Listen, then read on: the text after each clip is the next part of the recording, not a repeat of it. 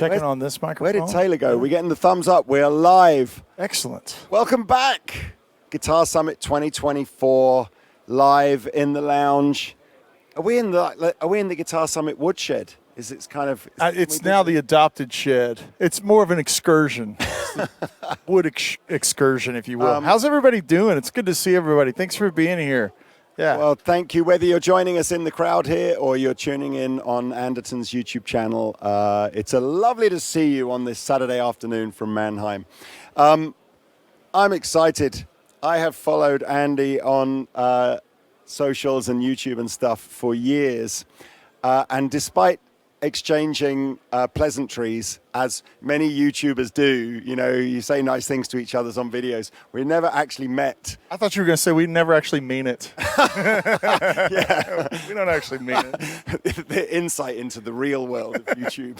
The dark, seedy underbelly of the internet. So I'm super excited. I love your playing, man. You're an incredible guitar player. And I'm loving the fact that I get half an hour to get to know you a little bit more. Oh, man. So thank you for joining, and thank you guys for coming in. Look, take us back, take us back to what drew you to the guitar in the first place and some of your early inspirations. Yes, so I grew up in East Tennessee and Western North Carolina, in that area in the States, in the Appalachian Mountain Trail. And my grandfather played bluegrass music. My family didn't have tons of money or anything like that. He just had a full-size fiddle. He had a mandolin, a cheap Alvarez mandolin, and a little acoustic. And my cousin and I were the only children of our generation. His daughters, our mothers, each had one son, and that was just kind of it. So at Christmas time and holidays, and we would get together, and he started us playing bluegrass music and Appalachian music and fiddle tunes and that kind of music. And, of course, being a fiddle player, that led to country music and Ray Price records and Merle Haggard records and Waylon Jennings and all that kind of stuff. And I kept playing music. I didn't start playing electric guitar until I was about 17. Wow. Yeah, I came to the electric guitar kind of late. I started playing mandolin when I was like 5 or 6. Okay. And played enough rhythm acoustic guitar to where I could back up my cousin when he played fiddle. He played enough acoustic guitar to back me up when I played mandolin, that kind of thing.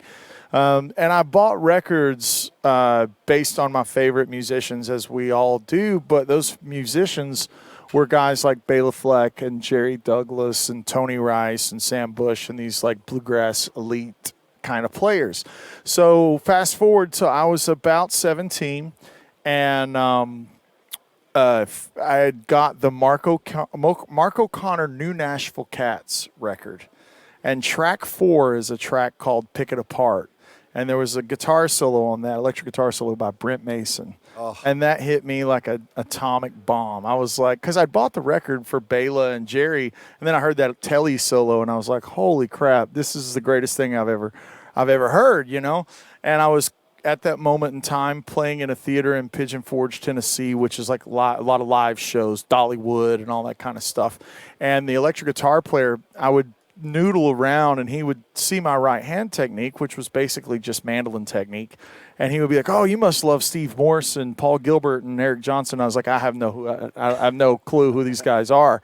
So every other week or so, he would bring me mixtapes and mix CDs, and it was the things that I should have heard. We're talking like Passion and Warfare, or like Avia Musicom, or High Tension Wires. And so getting into Steve Morse, he was very much my gateway drug into distortion and heavy music, because from there it's a straight line down to Petrucci and all the Muso Fuso stuff. But because Steve played so much jazz influence too, that was my gateway to Chick Corea and that kind of thing. So that's really my story of how I got here.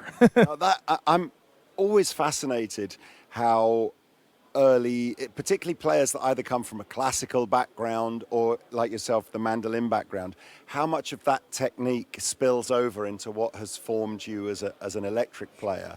Sure. So is it very much a sort of a very clean right-hand technique? Sure, yeah. On acoustic instruments, who in here has tried to play a Martin acoustic with 13s on it? Like just a big, nobody plays heavy gauge strings. One guy's done it. It requires a certain amount of input to get the projection out. Like if you go over there to the Bourgeois booth and you try any of the guitars, they have heavy strings, right? It's just the nature of it.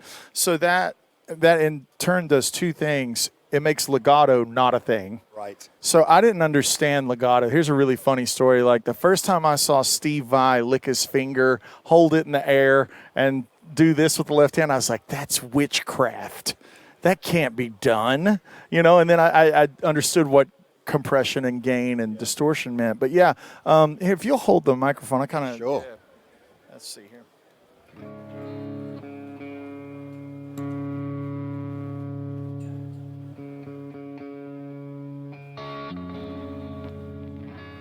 Like these kind of old tunes...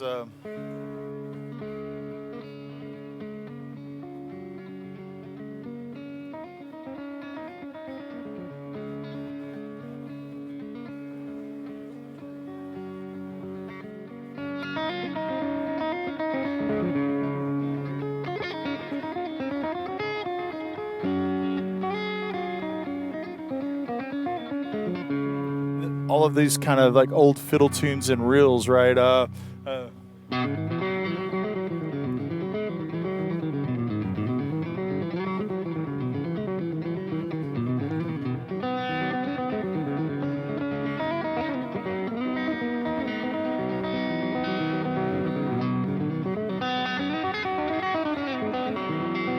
All of these old kind of jigs and reels. That's really like the gateway and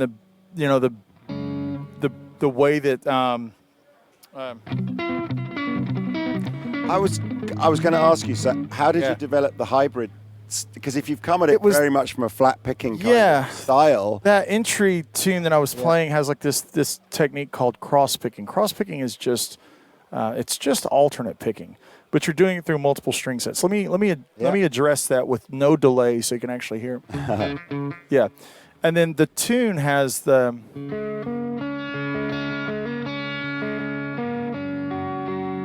And there's these kind of patterns throughout that style of music.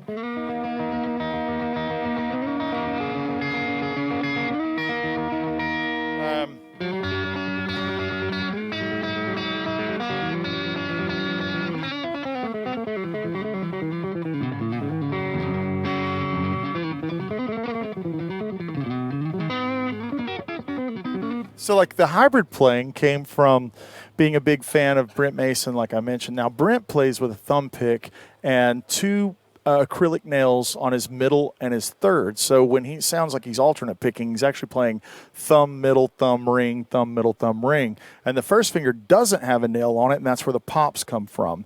So I attempted this for maybe 6 hours, and I was like, I can't, this is not in the cards. So I was starting to assimilate the Brent stuff by figuring out ways to cross-pick the alternate pick lines and use the middle fingers to nail it. So, like, for example, it would be like a...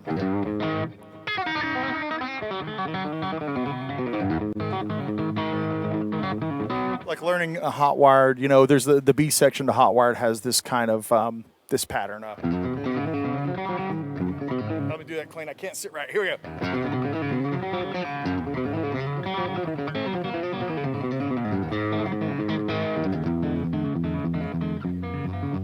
And I was trying to, emulate the sounds that I heard with what I could do and mix it together. And so that's kind of the forming the basis points for what I do. I don't know if it's that you guys will have to back me up, but I don't know if it's the same in Germany. But if you're from the UK and you learn to play the guitar, particularly from my generation, you just grow up assuming that the Steve Vais and the Satrianis, they're like technically the really great players. And I do remember the first guy I ever saw that where I went, whoa, there's another level, was where I saw Albert Lee. Oh, of course. And you realize that actually if you're from the States, the guys with the technique are the Right. country players, right? Right. Because it's like, it's nuts. And I'm watching, I wish I had a camera up here to show you Andy's right hand. It's ridiculous. So the what's the famous Albert Lea's Country Boy? There's a really great cross picking section in that. Let's see if I can remember it. You're going to do a bit of I think of it. dear old.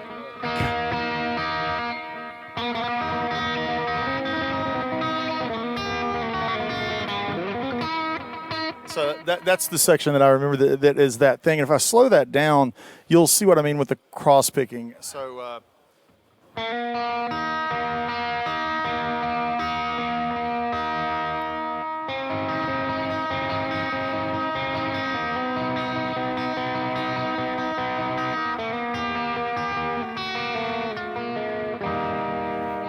So a bit out of tune from the travel, but let me see if I can tune it. I feel like I'm just going to be selfishly just getting a guitar lesson up here from you. Yes. But just explain to me again, what's the difference between alternate picking and cross picking? Well, there's really not. The cross terminology is something that comes about by being on the inside set. If you'll hold the microphone. Yeah. If you have the string set like this, Yeah. you'll play down, up. So that's a normal transition. Yeah. You go down, up, down, and now I have to cross over the middle string. So down, So it's up, about down, skipping up, strings down, out up. then. Right, yeah. Okay. And so I being a big Bela Fleck fan and hearing some more exotic harmony stuff, I started implementing how I could put that into larger, wider sounds. So like if we have, be like I'll put this into triplets, maybe like a.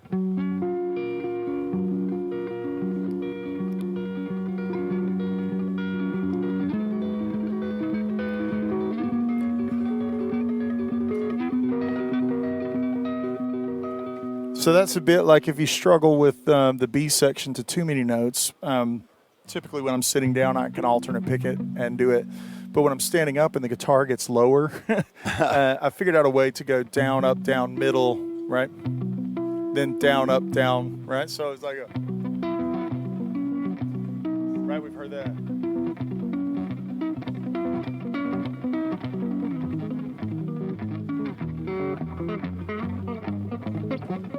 I missed the last one. There we go, yeah. But that kind of thing is how I've got the wider sounds too, right? Those kind of sounds. Yeah, so.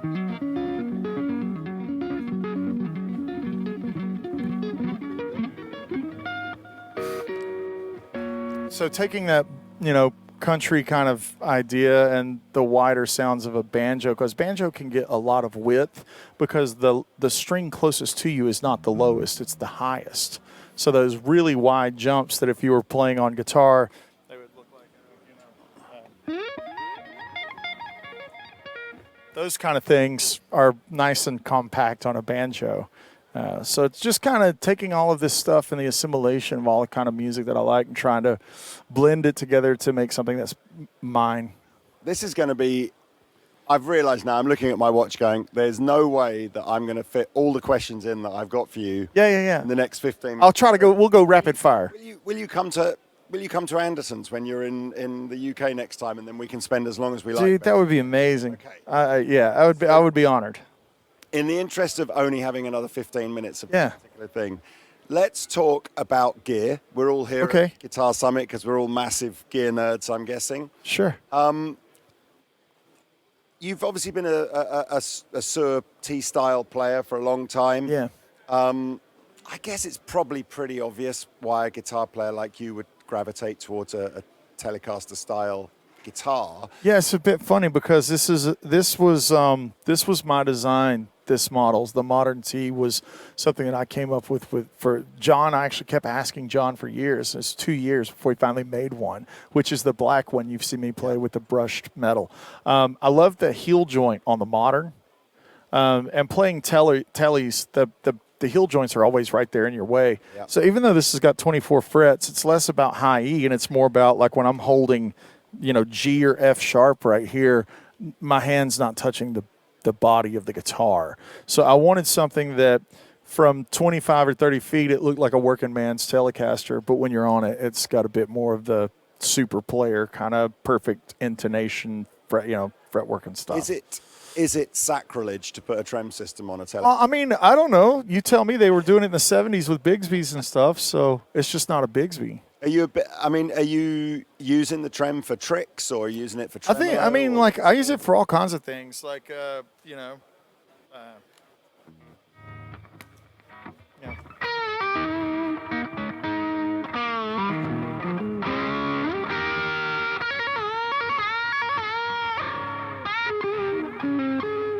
I mean, I use it for all that kind of stuff and a bit of the faux slide thing, too. What's the trem system on there? This is a Godo 510. Okay, so it's a pretty... I mean, I do like that trem system, but it's a pretty regular trem system. Yeah, John's worked up his own new two-post style that he's using that I just haven't got one of the new guitars. I think it's only been in the systems now for a couple of months. But this is, it's a lot like the Godo. I mean, it's exactly what you say. It looks like a working man's kind of guitar. Right, and we offer two versions. We offer a hardtail that has single coils for if you really want to go super authentic redneck country. It'll do it really authentically. This is my one guitar do all kind of thing, and this is the environment where I have to bring one guitar and set up through whatever and just make it work. So let's go down the guitar cable sure. and talk about the next few things. And again, I'm an amp guy, unapologetically an amp guy. So my tone is not being fairly represented through your Bluetooth headphones. But if you got to come to the show last night, that's a bit more of like what I typically sound like, which is, an amp. And I'm one of my favorite pedals is a pedal I designed with Kevin Sir, which is the Woodshed compressor. And compressors are often the most misconstrued part of a signal chain, right? Because it's either like super clamped and fake sounding, or it's pointless, or it chops off the high end. So we wanted to work on something that could provide that sustain and almost like you've just mixed the record. Yeah. And instead of just telling you a bunch of words, I'd rather show you, don't tell you. I consider it, like when an Asian restaurant has MSG and they put it on everything and it just makes it better. This is MSG for your tone. So,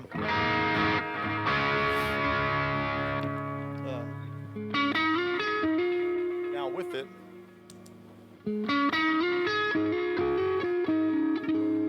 and I usually run it with a couple of dB of boost, but that's not really translating to a non-amp scenario. And then without it, a bit of it just sounds mixed,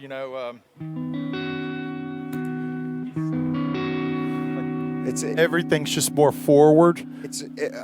Pete uses Danish Pete in our videos uses a Cali 76 compressor, and I think the beauty of that is you don't realize what it's doing until he turns it off. It's one of the few effects compressors in general. It's a really good compressor. You shouldn't obviously know it's on, but then when you turn it off, you go, oh, it doesn't sound as good anymore. Right, yeah. Selfishly, being a Tennessee guy, I have every compressor that's ever been made. Barber Tone Press, like you name it, I've got it. Carl Martin, whatever.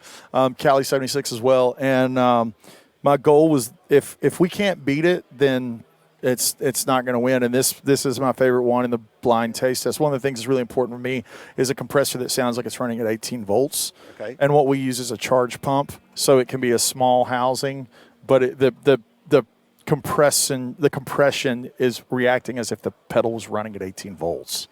And then the Wampler Bell, this is just kind of do-all crunch kind of thing. Brian's take on a Noble. It's a Nobles. Yeah, it's like an OD. It's a real. Yeah. I can imagine that. So it just does that. And then the gearbox is my main source of like overdrive. I run a clean situation. So, kind of, this is no compressor. And then with the gearbox, turn that down just a little bit. Yeah. Very just thick overdrive. That's great.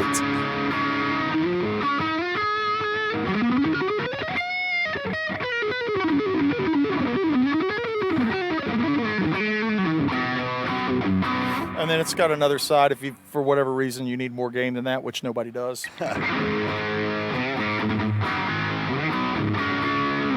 does that thing really well. So, and then off to the left is something I'm not allowed to talk about, other than I can say it's from Fractal, and it's new. Is this the new thing? It's new, and it has tape over what it's called. Oh, I did. So hear a rumor about this. I had a nice long video chat with Matt from Fractal last week, and we built some presets. So when this comes out, hopefully later this month, you'll have my delay settings and chorus and all that kind of stuff. Amps. I can't tell you any. All I can say is it's just there. It is, and I'm an amp guy, so figure it out. That's all I'm allowed to say. But it's really great, and I really was super happy with the tones last night, which was the real first trial by fire. Okay. You don't know how anything sounds until you put it with a kick drum and an 810 bass rig. And then amp-wise, are you going crystal clean and all the drive from here? Or Yeah, like a bit of exactly. break up Yeah. So it just, I would say a pushed sound. Yeah. There's no, this Friedman thing is providing more distortion than I actually use. It's a bit of the layering thing that I've lifted from my heroes, and the smoothest vocal like overdrives tend to come from layering levels of gain versus like everything all at once. But of course, if I'm doing a session and I need full throttle flamethrower, it's like, give me the Diesel Herbert, crank it on, and let it eat. So, give me like a week in the life of a player like you, because I think you've got so many strings to your bow, whether it's playing your own stuff, looking at tuition stuff, sessions for other people. Right. Do you think that's the only way now for a sort of a professional guitar player to make a living out of this, is like lots of strings to the same? I can't really subscribe to what is the way, because in the music industry, there's 1,000 ways to do it. But for me, the thing that I like is to be a hybrid artist. And I just released a new record called Charisma, and it's doing really well. And my solo stuff is far outweighing the hired gun thing. So next year might be the first year in like 14 years that I'm not going to be able to be a sideman very much longer, great, right? Which is great. It's really great. However, when I work with Gary or the Rascal Flatts guys, you got to understand, we're going out there for 90 minutes and we can't play all 28 number ones. So that is really rewarding, to go out there and kick off Life as a Highway for thousands of people. So it's not like I'm looking forward to not being able to do that. However, in the digital age, my Patreon is done really well, and if anybody's interested in tuition and that kind of thing, check out my Patreon. It's my main communal hub. And then, of course, the social media thing does what it does, but I think for me the most important thing is not getting lost in vanity metrics and still making something that is worth something if I die tomorrow. And that's the whole point of making a record. So, in today's world, like losing that is kind of really detrimental to me personally. And I look at making a record, it's like, hey man, I want to spend 30 or 40 grand and it's just going to be gone. It's an instant loss, but it's not, because that's why I'm sitting here, is because of songs like Junktown and, Free Range Chicken and stuff like that. It's like that's a statement and a testament that lives longer than scrolling and seeing somebody that's really great at guitar and then scrolling and not remembering what they played 4 hours later, right? Like, everybody's great at guitar these days. So the only thing that really stands the test of time is the music and the songs. I mean, there's a reason people still learn Cliffs of Dover and Surfing with the Alien, and it's songs. So it's like, that's my main focus, and let everything orbit around that. Woodshed Guitar Experience is this weekend rockstar retreat that we do that still just orbits around songs. Like, we had Steve Morse there. Why is Steve Morse relevant? Because mother effing Stress Fest and High Tension Wires. He's like, of course he's a great guitar player, but that's just being great as a vehicle to write and create. So that to me is the most important thing. It's easy to get caught up in clicks and likes and metrics, but that just goes away just like any other gig. Yeah. Like, you can be the flavor of the month and then the algorithm doesn't love you in the next month. And it's like, what point is that? But if you make a great song, like Andy Timmons makes Resolution, he will now be impervious to the algorithm.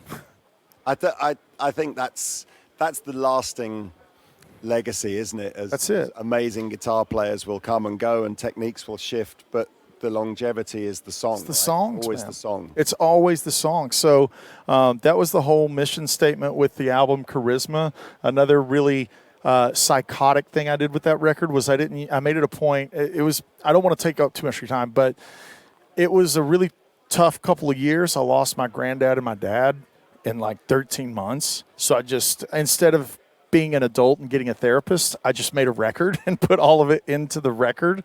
And so one of the things that I didn't want to do was use any software plugins. So I did everything the hard way. So like on a song like Cherry Blossoms, there's 102 stems of strings. And it's a guy named Jimmy T, who mixes and works with Dream Theater. He mixed my record. Petrucci was a bit of a mentor and kind of helped me on the record. And he said, you should get Jimmy T to mix it. Well, Jimmy rolls up the faders on that song. He's like, man, these strings sound great. What'd you use? And I just put in the text back, strings, smiley face. He's like, really? And it's like, yeah. So when you roll up real violas and it's actually real violas, it's special. It's really difficult to do a record that way. And I may not do another one that way. That may just be a one and done, but it was valuable for me to have. If you hear a Kodo on the album, that's actually the guy that makes the music for Elden Ring playing Kodo on the record. So everything down across the spectrum of the album, if you hear it, it's a real instrument that we recorded with what they call a microphone. I must admit, you're obviously at the top of your game, at the pinnacle of guitar players on the planet. But to hear you, I think it's very relatable for everyone here to go, if something traumatic has happened in your life and you need a way of dealing with it, and there's lots of men in the audience here, and I'm sure we're all the same, and the idea of seeing a therapist probably is pretty, not very... We're going to bottle it up, put it in a box, and never acknowledge it. I tell you, this weird wooden thing with 6 strings on it, and that's my therapist. It's mine too, and it helped me get through it. And that tune that I was talking about, Cherry Blossoms, was specifically written for my dad and my granddad. Yeah. So if you get a chance to spin that, now you have a little insight to the tune. And then, of course, Bonamassa was kind enough to throw a heater guest solo on the record. Brent Mason did a guest solo. And these guys are so brilliant, and they didn't charge me anything. They were just like, we're just happy. Like Brent said, man, I'm just happy you called. Joe said, man, I'd be honored. It's just like, wow, You pinch yourself sometimes. It's really weird because I'm still such a fan, and I'm standing next to my heroes. It's like I'm trading solos with my heroes, and you get these calls that are unreal. And here's a great one that happened recently. I never had a chance to meet Steve Morse until about 3 months ago. The Dixie Dregs were playing in Nashville, Tennessee. And I'm friends with John and Jordan from Dream Theater. And I text Jordan. Jordan was going to be playing the keyboards on the gig. I said, hey, man, I don't need a backstage pass. I don't need anything. I've got my tickets. I'm so excited to see the Dregs and see Steve live for the first time in my life. Like, I'm 40 years old, and I've never got to see him live. And Jordan goes, wow, that's awesome. About 15 minutes later, I get a call, and it's like, hey, is this Andy? I'm like, yeah. He's like, this is so-and-so. I'm stage manager for Steve Morse Band on the Dregs. The boys want you to sit in. Did you bring a guitar tonight? And I said, of course I didn't bring a guitar. I'm coming to a concert. Nobody brings it. He's like, oh, it's cool. You can play one of Steve's guitars. So as I'm approaching the stage, sold-out room, and, Steve hands me the guitar, and Steve, we're about to trade solos, and his amps are here, and Steve's here, and, it's the Dregs, and Jordan's over there, and it's like, and my hat is on, as it always is, and through the top of my hat, I see his hands on that blue guitar. And it's just like, wow, this is not what I expected to see a perspective from the first time seeing Steve Morse live, And it was really surreal, like a year ago when Guitar World magazine has their interviews with the legendary players, and the legendary players choose their favorite records and their favorite solos of the year. It got to Steve Morse, and my friends were like, hey, man, how does it feel to be Steve's favorite player? And I was like, what are you talking about? And they took a screenshot, and it was like Steve Morse, favorite solo, favorite record, guitarist of the year, Andy Wood. And I was just like, I immediately went out and got the magazine and printed it and put it on my wall in my studio. And just, it's like Steve was such an important figure to me. Having that kind of approval All I did was say, hey, man, I just need to owe you royalties on all the licks that I've stolen over the years. Well, I could do this all day, Yeah, but man. sadly, Guitar Summit can't. Yeah. So I've loved this. I would love to carry on Let's the do it. conversation at Anderton's. You're playing tonight, aren't you? Again? Yeah, I'm going to jam with Greg Koch tonight. We had a good time with Phil X and the boys last night. We're going to do it again tonight. So, well, I hope I'm going to catch a little bit of that. Please, everyone, give a massive round of applause to Andy. Yeah, thanks, guys. Do you want to just play us a little bit? Something, play us maybe a bit of charisma or something, whatever.